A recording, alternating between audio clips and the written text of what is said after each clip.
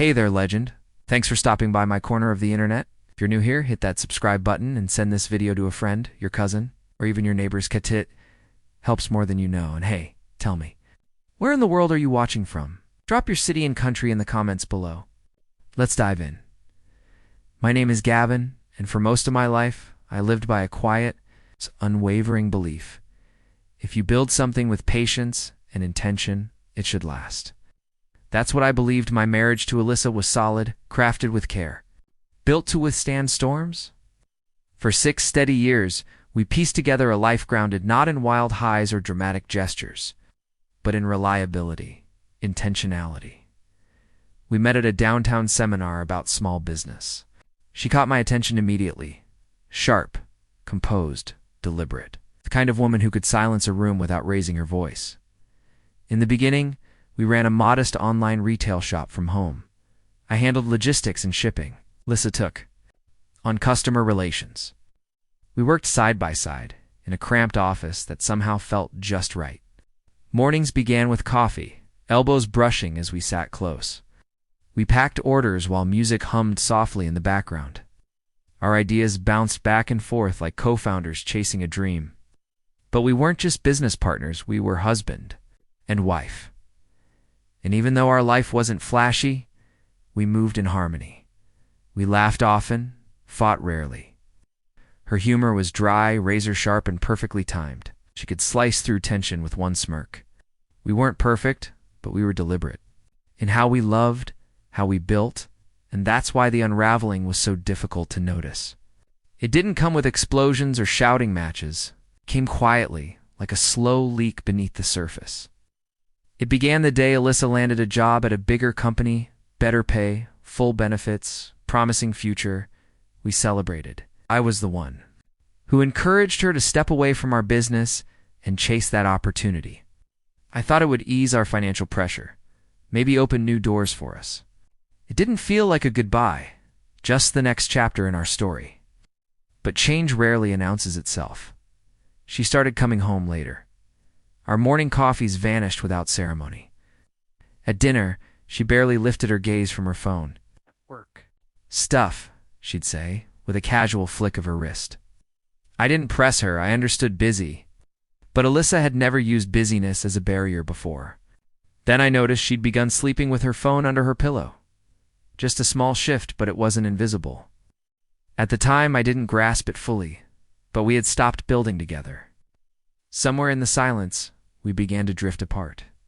Then, casually, one evening she brought up a new name, Sierra. She sits across from me, Alyssa said, chuckling. She's hilarious. Total savage. I didn't think twice.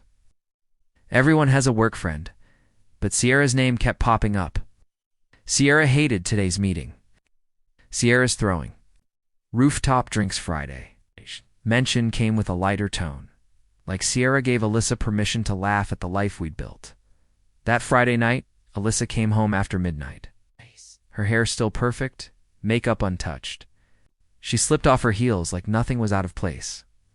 I was waiting on the couch, not angry, just aware. Everything all right? I asked. She didn't flinch. Yeah, Sierra's birthday. We lost track of time. You couldn't text? Poured a glass of water. Didn't know I had to check in to have fun, Gavin. I let it go, but I tucked it away. A week later, I came home early. Laughter echoed from the kitchen. Alyssa was on speakerphone filling a glass. If Gavin starts acting weird, just roll your eyes, Sierra's voice said, bright and casual. He's not your dad. You're not a child, Alyssa added, laughing. He's been so serious lately, it's exhausting. I swear I could vanish for a week and he'd just try to talk it through. I stepped into the doorway. Alyssa froze for a half second, then flipped off speaker. Didn't know you were home, she said too evenly. I can tell, I replied. Don't take it personally. It's just talk. You used to talk to me, I said. Now you talk about me. She arched an eyebrow. You're being dramatic. Said nothing. I climbed the stairs, sat on our bed, and finally confronted the truth I'd been dodging. The woman I married had left long ago. Her body still lived here, but her heart, that was gone. After that, things escalated. Alyssa no longer bothered hiding her contempt. Her patience vanished. Her tone grew sharp. She criticized everything, the way I folded laundry, how I worded emails. Even the coffee I brewed. You always have to do things your way, she snapped one morning. Like you automatically know best. I looked up. I thought we made choices together. Do we? She fired back. Half the time you charge ahead before I even know what's going on. She knew it was a lie the moment she said it. She said it anyway. I didn't argue. By then, I understood that logic had no place in our conversations anymore. Even our business started to suffer. She quit checking inventory, ignored customer emails. One afternoon, I asked her to handle a return, something she used to do effortlessly. I'm not your employee, Gavin. Hire someone.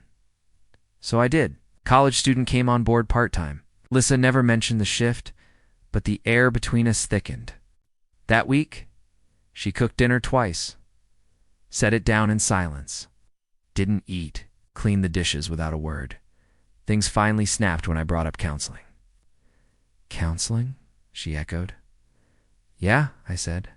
Maybe it helps, maybe not, but it's worth trying. She placed her wine glass down. I'm not the one with issues. I'm just done walking on eggshells around a man who runs his home like a boardroom. Walking on eggshells? I asked softly. We've barely spoken in days. Exactly, she yelled. You treat silence like a strategy, like I'm supposed to beg you to be my husband again. I stood up, grabbed my plate, and took it to the sink. I wouldn't raise my voice. That's what she wanted, a blow-up. Something she could twist. I wouldn't give her that. Instead, I quietly started planning a backup plan, just in case. The final crack came on a Thursday. I got home from errands and found her standing in front of the mirror, wearing a fitted black dress I'd never seen, new stilettos, hairstyled like she was heading to a red carpet event. Got plans? I asked. Yeah, she replied. Out with Sierra, club lounge, just casual.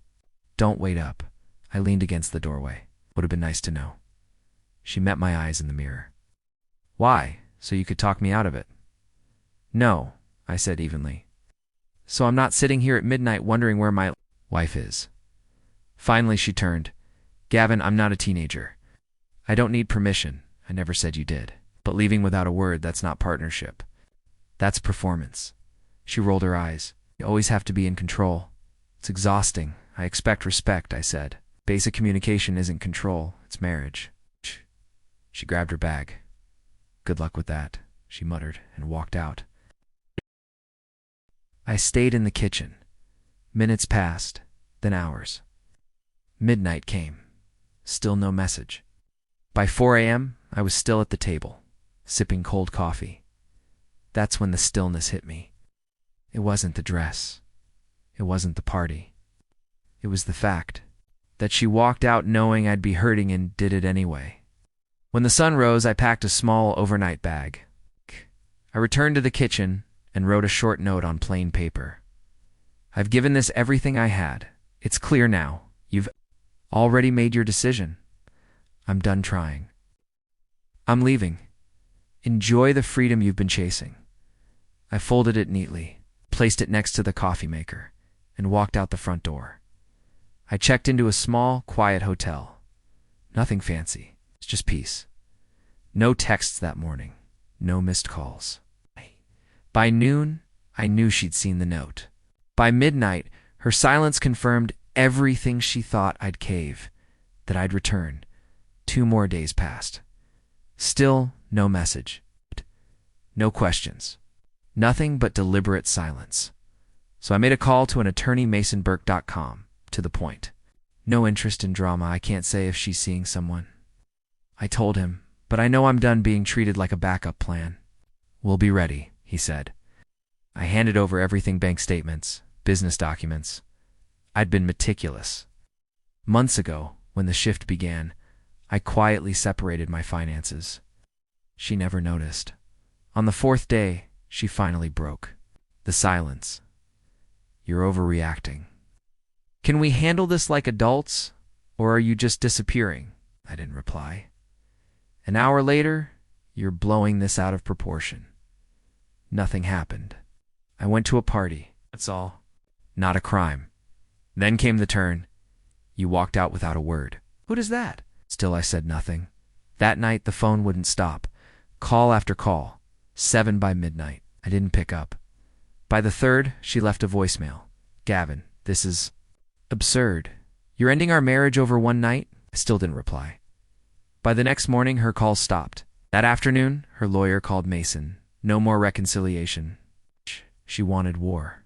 Her lawyer came in swinging emotional hardship, financial dependence, accusations of abandonment, calculated to rattle me.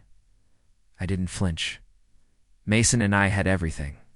Every receipt, every email, the business. I'd fully transitioned it into my name a month before leaving.